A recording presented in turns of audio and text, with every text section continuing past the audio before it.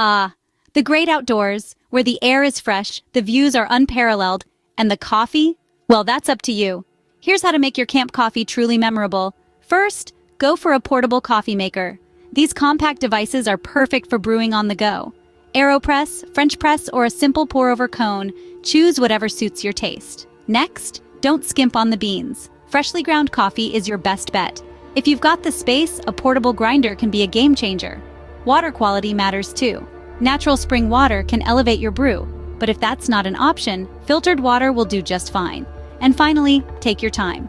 Remember, brewing coffee is a ritual, a moment to enjoy the serene beauty around you. So next time you're under the stars, remember these tips and elevate your camp coffee experience.